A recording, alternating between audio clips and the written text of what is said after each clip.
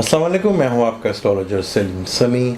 आज फिर हम 12 ज़ोडिएक के ऊपर बात करेंगे। सन का जो हाउस चेंज करना, बट जो टॉरस से निकल कर जमनाई के अंदर आएगा, कैसा रहेगा टॉरस वालों के लिए, कैंसर वालों के लिए और ल्यू वालों के लिए।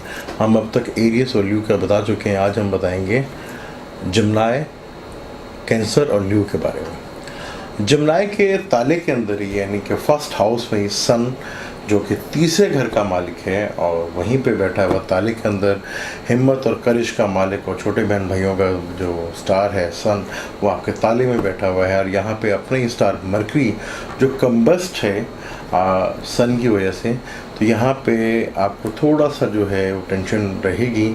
अगर यहाँ पे आप एमराल्ड स्टोन पहनते हैं और आपके जो भाग दौड़ से जो काम रुके हुए थे, जो आप काफ़ी अर्से से करने की कोशिश कर रहे थे, तो उसमें ये सन का यहाँ पे बैठना और बुध आदित्य योग बनाना, लेकिन मरकरी कम्बस्ट है तो यहाँ पे वो योग नहीं बनेगा।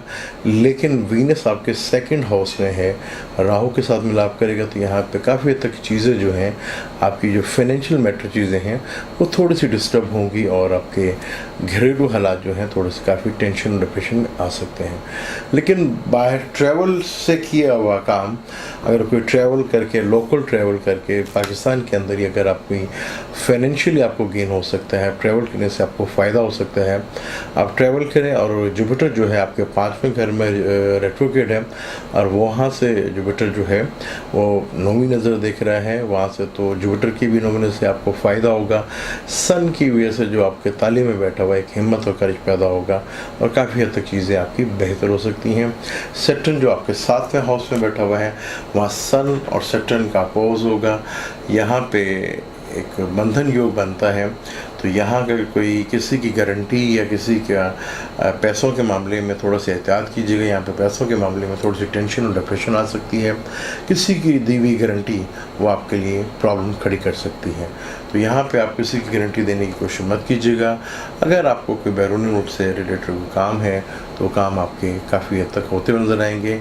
जैसे यहाँ पे मरकरी तुलू होगा और वहाँ से आपको फाइनेंशियली बेनिफिट्स मिलना शुरू होगा, काफ़ी हद तक बेहतर चीज़ें होंगी। सन जो है आपको ग्रेन लगेगा, तो उस ग्रेन में आपको फाइनेंशियल गेन जो है ज़रूर फ़ायदा देगा। अब हम बात करते हैं कैंसर की। कैंसर के 12वें घर में ये सब चीज़ हो रहा, मरकरी उधर बैठा होगा और सन भी। सन जो दूसरे घर का मालिक है वो आपके 12वें घर में बैठेगा। यहाँ की फजूल की खर्चे और हॉस्पिटलाइज की तरफ हो सकते हैं, मदर की हेल्थ को लेकर इशूज़ खड़े हो सकते हैं। कैंसर में जो ताला असेंडेंट है आपका, वहीं पे राहु बैठा हुआ है, वहीं पे वीनस बैठा हुआ है। राहु वीनस की युति असेंडेंट में जो है वो आपको काफ़ी फ़ायदा दे सकती है, कि वीनस यहाँ डिग्री वाइज स्ट्रॉन्ग होगा, क्योंकि आपका जो वीनस है वो समग्रह है, 2 अच्छे घरों का मालिक है, 4थे का और 11वें घर का। तो यहाँ पे वो राहु की नुसरत को भी थोड़ा कम करेगा, तो यहाँ पे काफ़ी हद तक चीज़ें आपकी जो है बेहतर होगी। लेकिन वो मार्स के साथ भी अपोज करेगा, तो यहाँ पे एजुकेशन से लेकर रिलेटेड और बैरूनी मुल्क से रिलेटेड जो है आपको कई फ़ायदा होता हो सकता है। लेकिन ख़र्चा जो है आपका बहुत ज़्यादा बढ़ेगा, ख़ासतौर पर गाड़ी के सिलसिले में या घर के मकान में इलेक्ट्रिशियंस वाली चीज़ों पे चीज़ें काफ़ी हद तक आपकी डिस्टर्ब हो सकती हैं। अपने गुस्से पे थोड़ा सा कंट्रोल रखें, गुस्से की वजह से काफ़ी चीज़ जो है आपकी डिस्टर्ब हो सकती है। अब हम बात करते हैं बुर्ज असद की। बुर्ज असद का अपना ही स्टार शम्स 11वें घर में आया है। शम्स का 11वें घर में आना बहुत अच्छा माना जाता है, लेकिन यहाँ वो सैटर्न को भी अपोज करेगा। लेकिन यहाँ पे सन 11वें घर में काफ़ी ताकतवर होता है।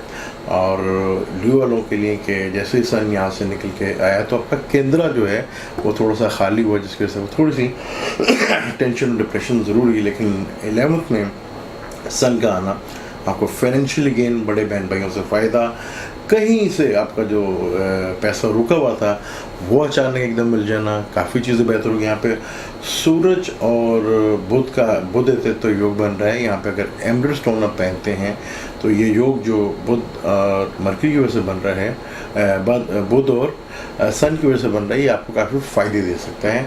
यह एमराल्ड स्टोन पहनना जो मरकरी को कम्बस कर रहा है, एमराल्ड स्टोन पहनने से आपको फाइनेंशियली गेन होगा, आपके काम रुके जो थे वो होना शुरू होंगे। और आपको काफ़ी हद तक जो है यहाँ पे फाइनेंशियली बेनिफिट्स मिलता नज़र आता है। आप अगर थोड़ा सा वेट करें और सैटर्न जो आपके पाँचवें घर में वहाँ सन उसको अपोज करेगा, तो यहाँ पे जो चीज़ें जो थी ख़ासतौर पे जो लव अफेयर्स के मामले हैं लोगों के, वो थोड़े से डिस्टर्ब हो सकते हैं। तो यहाँ पे कोशिश करके आप मिसअंडरस्टैंडिंग जो है पैदा मत होने दें, जिसकी वजह से आपको थोड़ी सी प्रॉब्लम आ सकती है। यहाँ मंगल जो आपके छठे घर में बैठा हुआ है, जो चौथे का और नौवें का मालिक है, वो छठे घर में बैठा हुआ है राहु के केतु के साथ। तो यहाँ पे ड्राइव करते हुए बहुत ज़्यादा एहतियात कीजिएगा, गाड़ी चलाते हुए एक्सीडेंट हो सकता है और ख़ास तौर पे चोट लगने के योग हैं। तो बहुत केयरफुल होकर गाड़ी को आप गाड़ी चलाते वक्त सिर्फ गाड़ी पे फोकस करें, फजूल के ख़यालात को अपने दिमाग से ज़रूर दूर करें। ये टाइम आपके लिए काफ़ी बेहतर हो सकता है। आप मुझे दें इजाज़त, इंशाल्लाह नेक्स्ट टाइम विर्गो, लिब्रा और स्कॉर्पियो बात करेंगे। अल्लाह हाफ़िज़।